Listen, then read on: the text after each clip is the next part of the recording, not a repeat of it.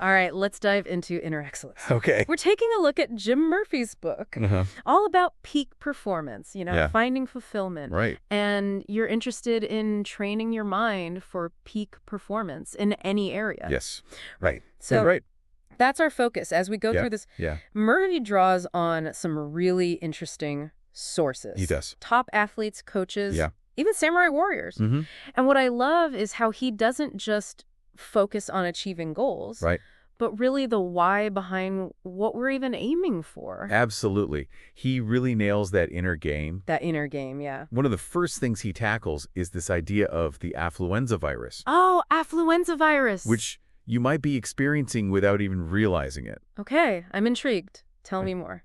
It's basically this obsession we have as a society with needing more possessions, achievements, the perfect look, more money, you name it. More. It's that constant pressure to climb the ladder. Okay. And it could be incredibly distracting. Yeah. Especially when you're trying to focus on what truly matters to you. I can definitely see how that might be draining my energy. Yeah. And pulling me in different directions. Absolutely. If I'm constantly striving for more, am I really giving my all? That's the question. To those goals? Yeah. That truly resonate with me. It's a great point. So if this affluenza virus is the problem, what's the antidote? Well, he believes it all starts with uncovering your deepest desire. Deepest desire, okay. And to do that, we need to get real. Figure out what we genuinely love. Okay. He even quotes Augustin Aurelius, who said, "We are shaped most not by what we think, not by what we do, but by what we love." That's a beautiful quote. It is. And it makes so much sense. But how do we even begin to figure that out? Right. In a world that's constantly telling us of what we should want. That's where the more than you issue comes in. More than you. This trap of comparing ourselves to others. Right. It's like this endless cycle of feeling like we're not enough. Oh, yeah. Not as successful, not as happy. Oh, God, that feeling. And guess what? That kind of thinking keeps us chasing those superficial rewards that ultimately leave us feeling empty. Empty, yeah. Okay, so we need to break free from that comparison game. Absolutely. And tap into what genuinely lights us up. Exactly. Got it. But what happens when we've been chasing those external symbols for so long that we've lost sight of our true path? Yeah. Is it possible to find our way back? Absolutely. Oh, good. And Murphy illustrates this with a powerful story about Joe Ehrman. Okay. A former NFL star who seemingly had it all. He had it all, right. Fame, fortune, the whole 9 yards. The whole thing. But despite his outward success, Yeah. Ehrman felt a deep emptiness inside. Wow. He realized he'd been chasing those ghosts of achievement Ooh. that didn't align with his core values. Chasing ghosts. That's a perfect way to describe it. Yeah. So if external validation isn't the answer, Right. what is? Well, how do we define success on our own terms? That's the key. And start pursuing those goals that actually matter. This is where Murphy's insights from his time as a pro baseball player become really relevant, especially for your interest in peak performance.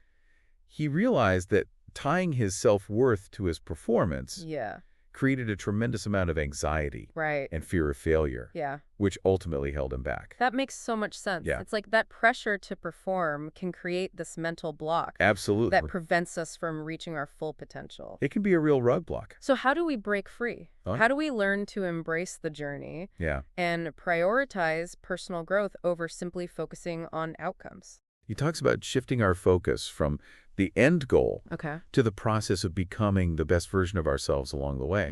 It's about embracing the challenges, the setbacks, even the failures as opportunities for growth and learning. So it's less about winning and more about becoming. Exactly. Right. And I can see how that mindset shift could be incredibly liberating. It can be. We're no longer defined by the scorecard, but by our commitment to continuous growth and improvement. That's it. But how do we quiet those negative voices in our heads? The ones that tell us we're not good enough or that we're going to fail. He would say you have to address the monkey mind head on. Oh, monkey mind. You know, that constant chatter of unproductive and negative thoughts? Yeah. That can totally derail us. Believe me, I know the monkey mind all too well. But we all do. How do we even begin to tame that beast? Well, he actually introduces 3 characters in the book Okay. to illustrate these inner saboteurs. Interesting. We've got the critic, Okay. the trickster, All right. and of course the monkey mind. Right. They each play a distinct role in holding us back. Okay. The critic is that voice that constantly judges us, Right. telling us we're not good enough, not smart enough, not worthy. Yeah. The trickster is the one that whispers doubts and lies, convincing us our goals are impossible, Right. or that we're destined to fail. Right, right. And the monkey mind is that constant chatter of distraction, worries, anxieties that keeps us from focusing on what truly matters. Wow. Yeah. It's like battling a three-headed monster. It can feel that way. Inside our own minds. So how do we fight back? What are some strategies for quieting those voices? Yeah. And gaining control? Well, he suggests a simple but powerful practice. Becoming aware of your thoughts throughout the day. Okay. Regularly asking yourself, where's your mind right now? Where's your mind right now? This helps you become more conscious of whether the critic, the trickster, or the monkey mind are running the show. I love that. Yeah. It's like hitting the pause button on autopilot. It is. And becoming the director of our own minds. Exactly. So it's about awareness first, but how do we actually change those negative thought patterns? That's where the power of belief comes in. Okay. Murphy argues that our beliefs shape our reality. And he tells this amazing story about Lewis Gordon Pugh, who swam a kilometer at the geographic North Pole in freezing water. Wait, what? In freezing water? Yeah. That sounds insane. That's what everyone thought. Yeah. Even scientists said it couldn't be done. Wow. But Pugh was driven by a deep purpose. To raise awareness about the devastating effects of climate change. Wow. That purpose fueled his belief that he could achieve the impossible. So powerful. That's a powerful example of how belief can fuel incredible achievements. It seems like he tapped into a source of power beyond his physical limitations. You're getting it. Is that what Murphy means by inner excellence? You're on the right track. And this leads to his 3 pillars of inner excellence. Of wisdom and courage. Love, wisdom, courage. Pugh's story embodies all 3. Yeah. His love for the planet and future generations fueled his commitment. Right. His wisdom guided his preparation and strategy. Right. And his courage enabled him to face his fear. Right. And push through incredible pain. Wow. These are qualities we all have within us. Yeah. And they can be cultivated through practice and intention. That's encouraging. Yeah. Pugh's story really highlights that power of connecting to a purpose beyond ourselves. Yeah. Like tapping into a source of energy and motivation that can help us overcome any obstacle. Right. But it's not just about grand gestures or heroic feats. Inner excellence can be cultivated in every aspect of our lives. That makes sense. Yeah. But where do we even begin to cultivate that inner strength and resilience? It seems like a lot of us are just caught in this cycle of reacting to external pressures rather than acting from a place of inner purpose. Murphy actually provides a step-by-step guide for incorporating these principles into your daily life. And he starts with the importance of understanding your current state. Current state. Meaning the overall energy in your heart, mind, and body. So becoming aware of our internal landscape. How we're feeling physically and emotionally. Exactly. But how do we actually measure or assess our state? Right. It's not like there's a gauge for inner peace, right? It's more about paying attention to the subtle cues your body and mind are giving you. He uses this great analogy of a juicy lemon drop. Imagine putting one in your mouth. Notice the instant physiological responses. Your mouth puckers, you might salivate, your facial muscles contract. That's your body reacting to a stimulus. Now, think about how your body responds to different emotions. When you're angry, your heart might race, your muscles tense up. When you're happy, you might smile, your posture changes, you feel lighter. These are all physical manifestations of your emotional state. I love that analogy. It makes it so clear how our thoughts and emotions directly impact our physical state. Absolutely. Like our bodies are constantly giving us feedback. They are. If we only know how to listen. Right. So if our state is constantly changing, how do we gain more control over it? Murphy dives into the fascinating world of neuroscience. Oh, neuroscience. And explains how our brains are wired to make decisions based on patterns. Our brains are constantly seeking meaning and try to predict what will happen next based on our past experiences. This could be helpful in many situations, but it can also lead to assumptions and generalizations that might not be accurate or helpful. So it's like our brains are trying to simplify the world, create shortcuts, but sometimes those shortcuts lead us astray. They do. It's like taking the wrong exit on the highway, ending up lost and frustrated. Exactly. Yeah. And he gives a simple test to illustrate this. Okay. Try focusing your attention on a small section of a photograph or painting. Okay. Notice how your mind automatically wants to fill in the blanks and create a complete picture. Right. That's your brain seeking patterns and making assumptions based on limited information. Okay, I see how that works. Yeah. We're always trying to make sense of the world. We are. But sometimes we jump to conclusions too quickly. We do. It's like judging a book by its cover. Right. Without taking the time to actually read the story. Yeah. So how do we become more aware of these patterns? That's the key. And make sure we're not letting our assumptions limit our potential? Murphy emphasizes that the stories and ideas we hold in our hearts, especially about who we are and what's possible for us, have a huge impact on our state. Right. He says those who've reached the highest level of personal development are highly aware of their thoughts and have learned to manage them effectively. So being in control of our thoughts. Exactly. Rather than letting our thoughts control us. Right. Okay. And they do this by surrounding themselves with positive influences. Okay, positive influences. The books they read, the people they spend time with, the information they consume. So it's about consciously curating our mental environment. Exactly. If we want to cultivate a beautiful and thriving inner landscape, we need to make sure we're not planting weeds of negativity and self-doubt. That's a great way to put it. But that can be tough. Yeah.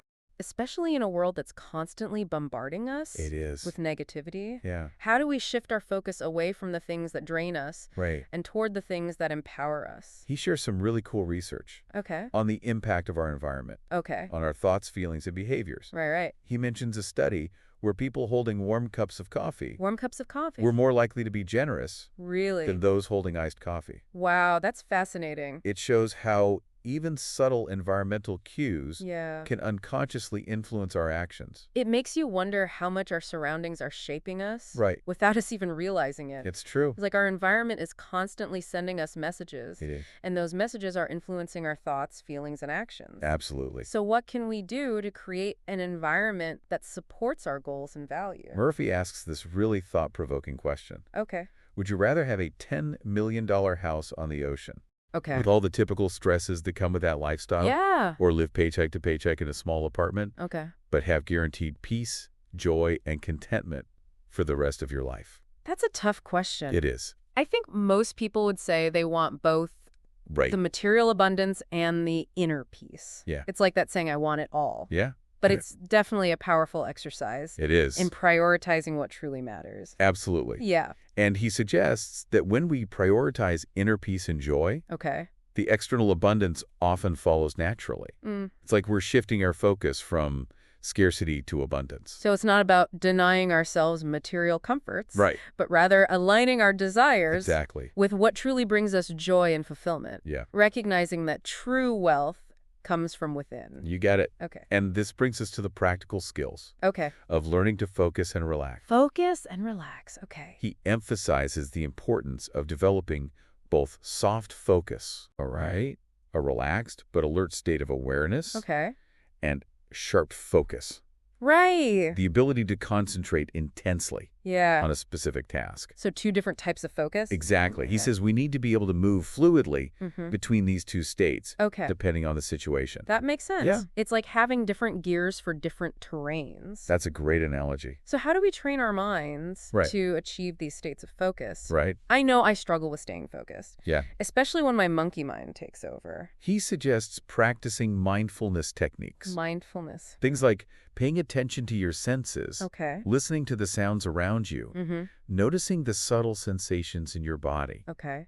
He also talks about the importance of breath work. Breath work. Okay. Particularly deep, slow breaths. Yeah. That bring your attention to the present moment. Right. And calm your mind. Okay, that sound like accessible practices. They are. That anyone can incorporate into their daily life. Absolutely. Are there any specific techniques he recommends? He mentions a technique called centering. Centering, okay. It involves deep, focused breathing.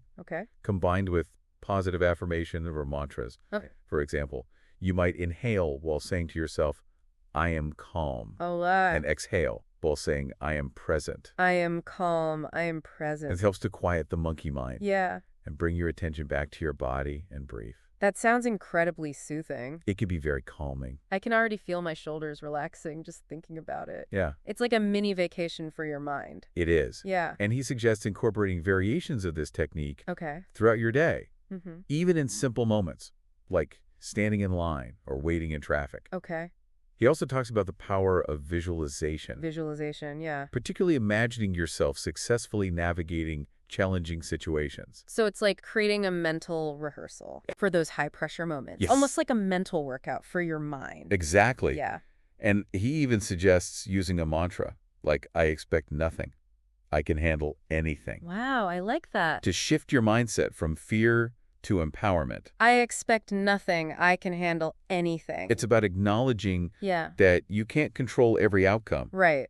But you can control your response to whatever happens. Okay, I love that. Yeah. It's like a mental shield. It is. Against negativity and self-doubt. Absolutely. Recognizing that life is full of surprises. It is. And we need to be prepared to adapt and adjust. We do. To whatever comes our way. He then talks about the importance of routines. Routines. He says our lives are essentially a series of routines. Yeah. Whether intentional or not. Right. The key is to consciously design routines that support our goals and values. So intentional routines rather than just going with the flow. Exactly. Okay. He shares a great example from a baseball coach who emphasizes the importance of a simple mind. A simple mind. Okay. For pitchers, it's about focusing on the process of throwing each pitch with intention. Yeah. Rather than getting caught up in distractions. Right. Like the score or the crowd's reaction. So it's about creating a sense of structure and predictability. It is. Amidst the chaos of competition. Yeah. It's like having a mental roadmap. That's a great way to put it. That keeps you grounded and focused. Yep. No matter what's happening around you. Exactly. And he highlights how routines can be particularly helpful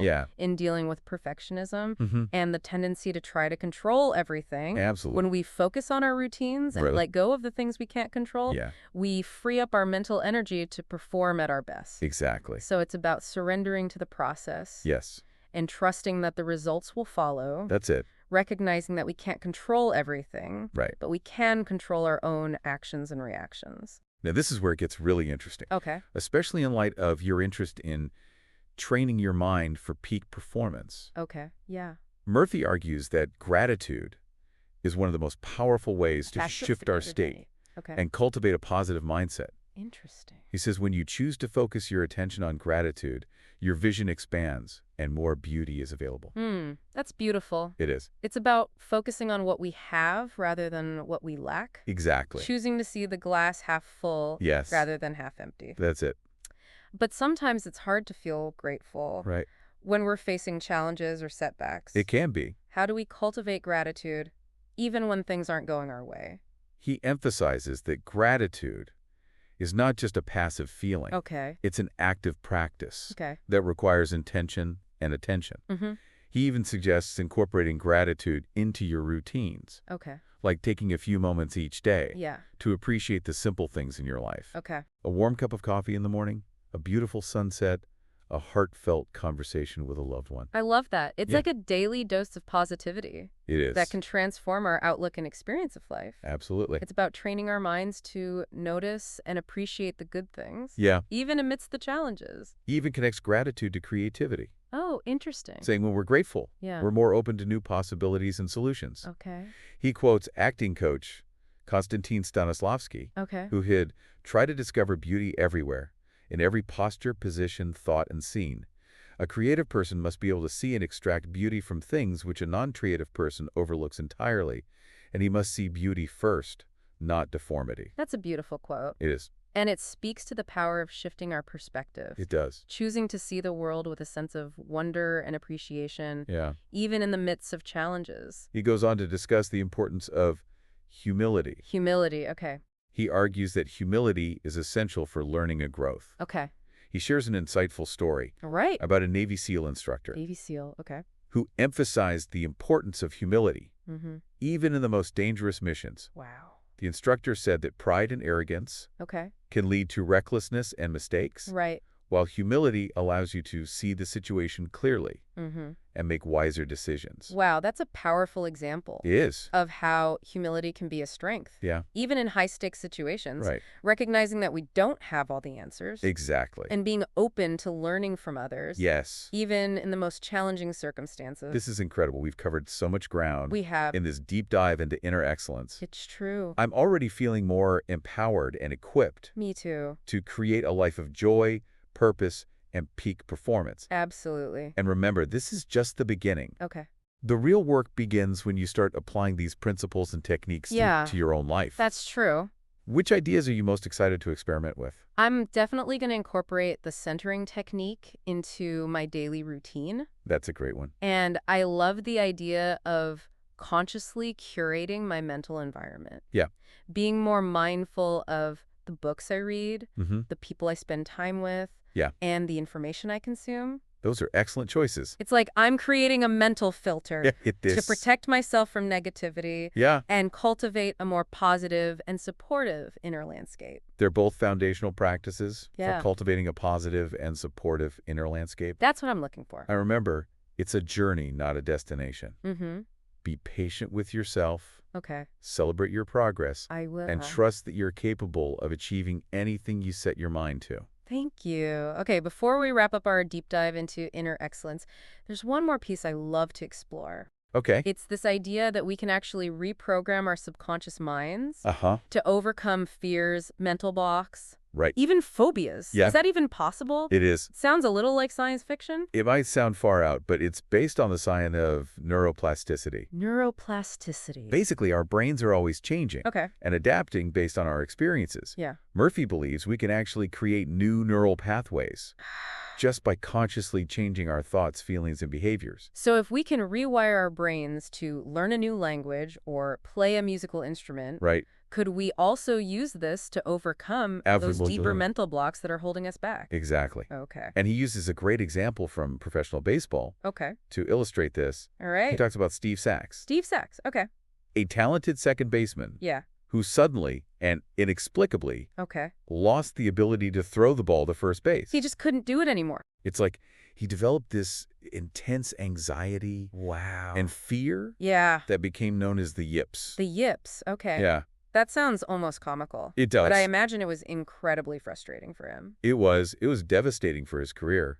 What caused that to happen? That's the thing. No one knew for sure. Really? Some people thought it was psychological. Yeah. Others thought it was physical. Okay. But the more Sachs worried about it, the worse it got. Wow. It became a self-fulfilling prophecy. So it was like his subconscious mind was working against him. Yeah. Creating this fear and anxiety that prevented him from doing what he knew how to do. Right. Could that happen in other areas of life too? Absolutely. Not just sports. We all have these subconscious beliefs and patterns that can limit our potential without us even realizing it. It's like running a program in the background. It is. That's dictating our thoughts, feelings, and actions. That's a great way to think about it. Okay, so if our subconscious minds can create these mental blocks, can they also help us overcome them? That's the good news, yes. How do we even access that part of ourselves? That's where Murphy's Hollywood Helper technique comes in. Hollywood Helper. It's a step-by-step method for working with the subconscious mind to remove those fears and blocks. Right. And rewrite the script, so to speak. Rewrite the script. Okay, I need to hear more about this. Well, what does that actually look like? It involves going back to the source. Okay.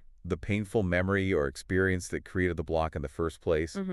And then through a process of visualization and emotional reframing, you essentially rewrite the ending of that story. Rewrite the ending. So we're going back in time. In a way, yes. And changing the past. Changing how we perceive and feel about the past. That sounds pretty powerful. It can be very liberating. But I imagine it can also be pretty intense. It can. To revisit those painful memories. Right. How do we do that without getting overwhelmed? That's a good question. By negative emotions. That's where the visualization comes in. Okay. Instead of reliving the experience with all its emotional intensity, you're going to imagine it as a black and white movie. Black and white movie. Okay. This helps create some distance and detachment, allowing you to observe it with more objectivity. That's a really helpful tip. It is. It's like creating a buffer between yourself and the pain. Exactly. So you can process it without getting completely sucked in. Right. So once we've created that distance, what's next?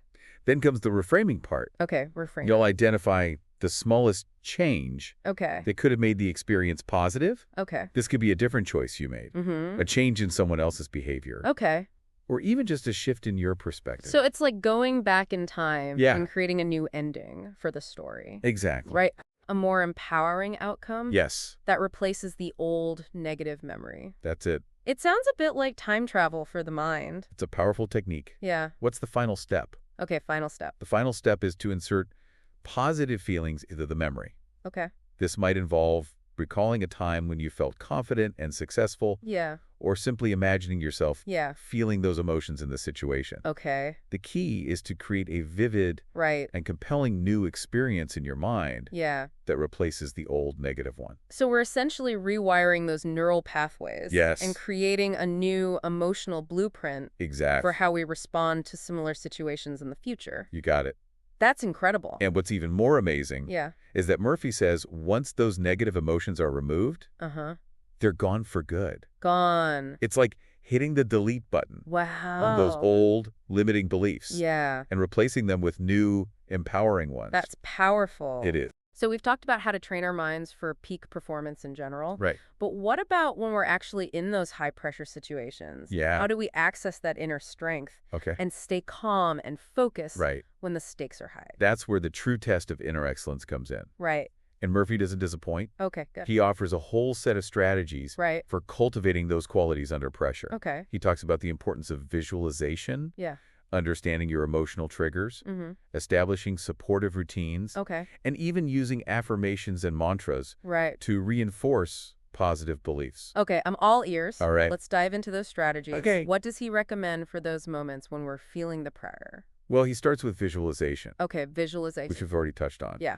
But he emphasizes making those visualizations as vivid and detailed as possible. Right. Engaging all your senses to create a truly immersive experience. Okay. It's like creating a mental movie where you see yourself performing at your best, handling challenges with grace and confidence, and ultimately achieving your desired outcome. Wow. The more real you can make it in your mind, the more likely you are to embody it in reality. So it's like practicing for that high-pressure situation in the theater of your mind. Exactly. I can see how that could be incredibly helpful for building confidence and reducing anxiety. Yeah. What else? He also talks about becoming aware of your emotional triggers. Emotional triggers, though. Those situations or thoughts that tend to throw you off your game. Right, yeah. Once you know your triggers, you can create strategies for managing them effectively. So you can kind of plan for them. Exactly. It's like having a plan in place for how to navigate those tricky moments without getting completely derailed. That makes a lot of sense. Yeah. If we can anticipate those triggers right. and have a game plan for how to respond, we're much more likely to stay calm and focused under pressure. Absolutely. Okay, what other tools does he offer? He emphasizes the importance of creating routines. That support peak performance. Okay. This could be anything from pregame rituals to mindfulness practices to simply establishing a consistent sleep schedule and healthy eating habits. It's about creating those structures and anchors in our lives that support our well-being and help us stay grounded. Even when things get chaotic, I can see how routines could be incredibly helpful for creating that sense of stability and predictability. Right. It's like having those non-negotiables in your life that keep you on track and prevent you from getting swept away by the currents of stress and overwhelm. Are there any other strategies he mentions? Yeah, are there any other strategies? He's a big believer in the power of affirmations and mantras. Affirmations and mantras, right? To shift your mindset and reinforce positive beliefs. This might involve repeating phrases. Like, I am confident. I am prepared. Or I am ready for anything. It's about using the power of language to program our minds for success. So it's like creating a positive feedback loop in our minds. It is. By repeating these empowering phrases. We're essentially rewiring our brains to believe in ourselves and our ability to handle whatever challenges come our way. That's the goal. It's amazing how much power our words have. It is. To shape our reality. Murphy would definitely agree with that. Yeah. And he encourages you to choose words and phrases that resonate with you personally. And to use them consistently to create lasting change. Wow, this has been an incredible journey It has. through the world of inner excellence. It's like we've been given a toolkit for unlocking our full potential and creating a life of joy, purpose, and peak performance. That's the goal. It is. Remember, it all starts with you. Okay. You have the power to choose your thoughts, cultivate your beliefs, and design a life that aligns with your deepest desires. Thank you for guiding me through this deep dive. It's been my pleasure. I'm feeling incredibly inspired. That's great to hear. To put all this wisdom into practice. And remember, this is just the beginning of your journey toward inner excellence. Okay. Enjoy the ride. I will, thank you. Hey, Ted.